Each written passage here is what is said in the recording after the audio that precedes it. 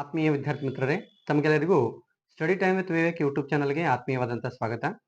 ಆತ್ಮೀಯ ವಿದ್ಯಾರ್ಥಿಗಳೇ, ದಿನಾಂಕ 19/8/2025 ಹಾಗೂ 20/8/2025 ನಡೀತಕ್ಕಂತಹ FA2 ಪರೀಕ್ಷೆ ಅಂದರೆ ರೂಪನಾತ್ಮಕ ಮೌಲ್ಯಮಾಪನ ಪರೀಕ್ಷೆ 2ರ ವಿಜ್ಞಾನ ವಿಷಯಕ್ಕೆ ಸಂಬಂಧಪಟ್ಟಂತೆ ಒಂದು ಮಾದರಿ ಪ್ರಶ್ನೆ ಪತ್ರಿಕೆ ಉತ್ತರಗಳೊಂದಿಗೆ ನಾವು ಇವತ್ತಿನ ನಮ್ಮ ಈ ವಿಡಿಯೋದಲ್ಲಿ ನೋಡೋಣ. ಯಾರು ನಮ್ಮ ಚಾನಲನ್ನು ಇನ್ನೂವರೆಗೆ ಸಬ್ಸ್ಕ್ರೈಬ್ ಮಾಡ್ಕೊಂಡಿಲ್ಲ, ಸಬ್ಸ್ಕ್ರೈಬ್ ಮಾಡ್ಕೊಳ್ಳಿ ಅಂತ ಹೇಳ್ತಾ ವಿಡಿಯೋವನ್ನು ಆರಂಭ ಮಾಡೋಣ.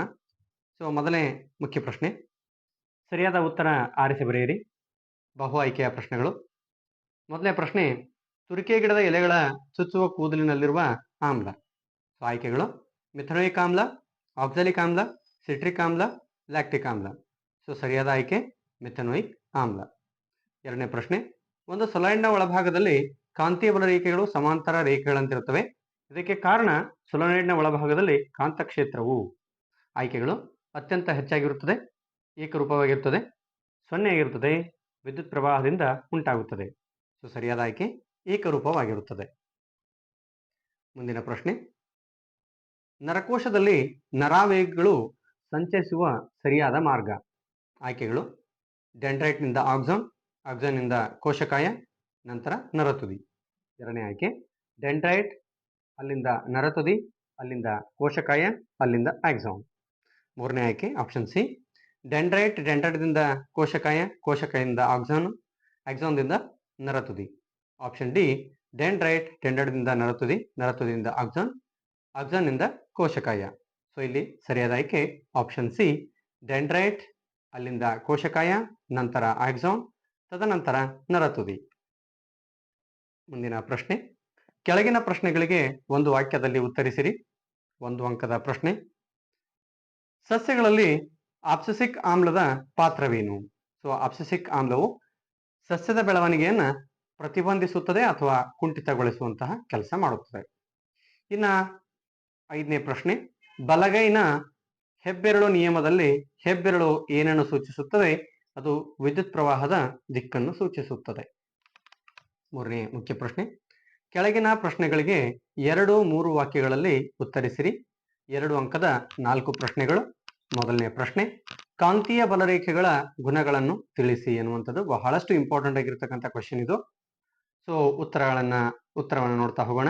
ಕಾಂತೀಯ ಬಲರೇಖೆಗಳು ಉತ್ತರ ಧ್ರುವದಲ್ಲಿ ಉತ್ಸರ್ಜಿತವಾಗಿ ದಕ್ಷಿಣ ಧ್ರುವದಲ್ಲಿ ವಿಲೀನಗೊಳ್ಳುತ್ತವೆ. ಆದರೆ ಕಾಂತದ ಒಳಭಾಗದಲ್ಲಿ ದಕ್ಷಿಣ ಧ್ರುವದಲ್ಲಿ ಉತ್ಸರ್ಜಿತವಾಗಿ ಉತ್ತರ ಧ್ರುವದ ಕಡೆಗೆ ಚಲಿಸುತ್ತವೆ ಅಂತಕ್ಕಂಥದ್ದು. ಎರಡನೇ ಪಾಯಿಂಟು, ಕಾಂತೀಯ ಬಲರೇಖೆಗಳ ಸಾಂದ್ರತೆ ಧ್ರುವಗಳಲ್ಲಿ ಹೆಚ್ಚಾದಲ್ಲಿ ಕಾಂತಕ್ಷೇತ್ರದ ಬಲವು ಹೆಚ್ಚಾಗುತ್ತದೆ ಅಂತಕ್ಕಂಥದ್ದು. ಯಾವುದೇ 2 ಕಾಂತೀಯ ಬಲರೇಖೆಗಳು ಒಂದನ್ನೊಂದು ಛೇದಿಸುವುದಿಲ್ಲ. ಕಾಂತದಿಂದ ದೂರ ಸರಿದಂತೆ ಅವುಗಳಲ್ಲಿನ ಆಕರ್ಷಣ ಬಲ ಕಡಿಮೆ ಆಗುತ್ತಾ ಹೋಗುತ್ತದೆ. ಸೊ ಮುಂದಿನ ಪ್ರಶ್ನೆ, ಪ್ರತ್ಯಾಮ್ಲಗಳ ಗುಣಲಕ್ಷಣಗಳನ್ನು ತಿಳಿಸಿ. ಪ್ರತ್ಯಾಮ್ಲಗಳ ಗುಣಲಕ್ಷಣಗಳು, ಪ್ರತ್ಯಾಮ್ಲಗಳು ಕಹಿ ರುಚಿಯನ್ನು ಹೊಂದಿವೆ. ಇವುಗಳ pH ಮೌಲ್ಯ ಯಾವಾಗಲೂ 7ಕ್ಕಿಂತ ಹೆಚ್ಚಾಗಿರುತ್ತದೆ. ಇವು ಕೆಂಪು ಬಣ್ಣದ ಲಿಟ್ಮಸ್ ಕಾಗದವನ್ನು ನೀಲಿ ಬಣ್ಣಕ್ಕೆ ಬದಲಾಯಿಸುತ್ತವೆ. ಆಮೇಲೆ ನೀರಿನಲ್ಲಿ ವಿಲೀನವಾದಾಗ OH- ಅಯಾನ್ಗಳನ್ನು ಇವು ಉಂಟು ಮಾಡುತ್ತವೆ. ಮುಂದಿನ ಪ್ರಶ್ನೆ, ಒಬ್ಬ ವಯೋವೃದ್ಧರಿಗೆ ವೈದ್ಯರು ಆಹಾರದಲ್ಲಿ ಕಡಿಮೆ ಸಕ್ಕರೆಯನ್ನು ತೆಗೆದುಕೊಳ್ಳುವಂತೆ ಸಲಹೆ ನೀಡುತ್ತಾರೆ. ಆ ವ್ಯಕ್ತಿಯು ಯಾವ ರೋಗದಿಂದ ಬಳಲುತ್ತಿದ್ದಾರೆ?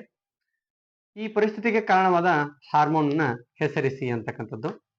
ಸೊ ವೈದ್ಯರು ಆಹಾರದಲ್ಲಿ ಕಡಿಮೆ ಸಕ್ಕರೆಯನ್ನು ಬಳಸಿ ಅಂತ ಹೇಳಿ ಒಬ್ಬ ವೃದ್ಧರಿಗೆ ಹೇಳಿದ್ದಾರೆ. ಸೊ ಆ ವೃದ್ಧರಿಗೆ ಇರತಕ್ಕಂತಹ ರೋಗದ ಸಮಸ್ಯೆ ಯಾವುದಂತಂದ್ರೆ ಮಧುಮೇಹ ರೋಗ ಅಥವಾ ಸಕ್ಕರೆ ಕಾಯಿಲೆ ಆಗಿರಬಹುದು. ಈ ಪರಿಸ್ಥಿತಿಗೆ ಕಾರಣ ಆಗಿರ್ತಕ್ಕಂತಹ ಹಾರ್ಮೋನು ಇನ್ಸುಲಿನ್ ಹಾರ್ಮೋನ್ನ ಕಡಿಮೆ ಸ್ರವಿಕೆ. ಮುಂದಿನ ಪ್ರಶ್ನೆ, ಒಂದು ವಿದ್ಯುತ್ ಮಂಡಲದಲ್ಲಿ ಓವರ್ಲೋಡ್ ಉಂಟಾಗಲು ಕಾರಣಗಳೇನು? ಬಹಳಷ್ಟು ಇಂಪಾರ್ಟೆಂಟ್ ಆಗಿರ್ತಕ್ಕಂಥ ಕ್ವಶನ್, ವಿದ್ಯುತ್ ಪ್ರವಾಹದ ಕಾಂತೀಯ ಪರಿಣಾಮಗಳ ಪಾಠದಲ್ಲಿ. ವೋಲ್ಟೇಜ್ನ ಅಥವಾ ವಿಭವಾಂತರ ಆಕಸ್ಮಿಕ ಹೆಚ್ಚಳದಿಂದ ಓವರ್ಲೋಡ್ ಉಂಟಾಗುತ್ತದೆ. ಕೆಲವು ಸಂದರ್ಭಗಳಲ್ಲಿ ಹಲವು ಉಪಕರಣಗಳನ್ನು ಒಂದೇ ಸಾಕೆಟ್ಗೆ ಜೋಡಿಸುವುದರಿಂದ ಸಹ ಓವರ್ಲೋಡ್ ಉಂಟಾಗುವಂಥ ಸಾಧ್ಯತೆ ಇರುತ್ತೆ. ಮತ್ತು ಸಜೀವ ತಂತಿ ಮತ್ತು ತಟಸ್ಥ ತಂತಿಗಳು ಎರಡೂ ಪರಸ್ಪರ ನೇರ ಸಂಪರ್ಕಕ್ಕೆ ಬಂದಾಗ ಸಹ ಒಮ್ಮಿಂದೊಮ್ಮೆಲೆ ವಿದ್ಯುತ್ ಪ್ರವಾಹ ಹೆಚ್ಚಿ ಓವರ್ಲೋಡ್ ಉಂಟಾಗುವಂಥ ಸಾಧ್ಯತೆ ಇರುತ್ತೆ.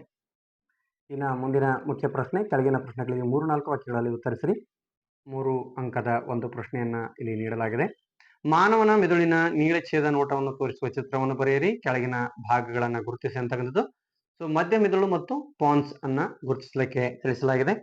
ಸೊ ಈ ಚಿತ್ರ ಬಹಳಷ್ಟು ಇಂಪಾರ್ಟೆಂಟ್ ಆಗಿದ್ದು ಮಕ್ಕಳು ಇದನ್ನ ಚೆನ್ನಾಗಿ ತಯಾರಿ ಮಾಡಿಕೊಳ್ಬೇಕು. ಸೊ ಮುಂದಿನ ಪ್ರಶ್ನೆ, ಕೊನೆಯ ಪ್ರಶ್ನೆ, 4 ಅಂಕದ ಒಂದು ಪ್ರಶ್ನೆ.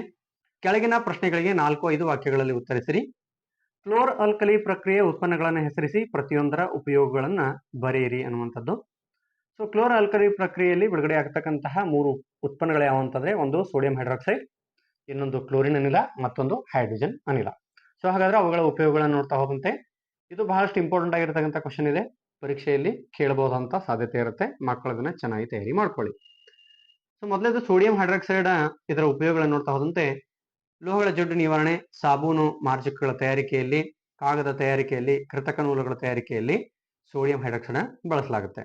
ಇನ್ನು ಕ್ಲೋರಿನ್ ಅನಿಲವನ್ನ ನೀರಿನ ಶುದ್ಧೀಕರಣ, ಈಜುಕೊಳಗಳಲ್ಲಿ ನೀರನ್ನು ಶುದ್ಧಗೊಳಿಸಲಿಕ್ಕೆ, PVC ಪೈಪ್ಗಳ ತಯಾರಿಕೆಯಲ್ಲಿ, ಸೋಂಕು ನಾಶಕಗಳಾಗಿ, ಕೀಟನಾಶಕಗಳ ತಯಾರಿಕೆಯಲ್ಲಿ ಕ್ಲೋರಿನ್ ಅನಿಲವನ್ನು ಬಳಸುತ್ತಾರೆ. ಇನ್ನು ಹೈಡ್ರೋಜನ್ ಅನಿಲ ಏನಿದೆ, ಇದು ಇಂಧನವಾಗಿ ಬಳಸಲ್ಪಡುತ್ತದೆ. ಕೃತಕ ಬೆಣ್ಣೆಯಾಗಿ ಇದನ್ನು ಉಪಯೋಗಿಸಲಾಗುತ್ತದೆ. ರಸಗೊಬ್ಬರಗಳಿಗೆ ಅಮೋನಿಯಾ ತಯಾರಿಕೆಗೆ ಕಚ್ಚಾ ವಸ್ತುವಾಗಿಯೂ ಸಹ ಹೈಡ್ರೋಜನ್ ಅನಿಲವನ್ನು ಬಳಸಲಾಗುತ್ತದೆ. ಸೊ ಮುದ್ದು ವಿದ್ಯಾರ್ಥಿಗಳು, ಇಲ್ಲಿಯವರೆಗೆ ನಾವು ವಿಜ್ಞಾನ ವಿಷಯಕ್ಕೆ ಸಂಬಂಧಪಟ್ಟಂತೆ ರೂಪನಾತ್ಮಕ ಮೌಲ್ಯಮಾಪನ ಪರೀಕ್ಷೆ 2ರ ಒಂದು ಪ್ರಶ್ನೆ ಪತ್ರಿಕೆ ಮಾದರಿ ಉತ್ತರಗಳೊಂದಿಗೆ ನಾವು ನೋಡಿದ್ವಿ.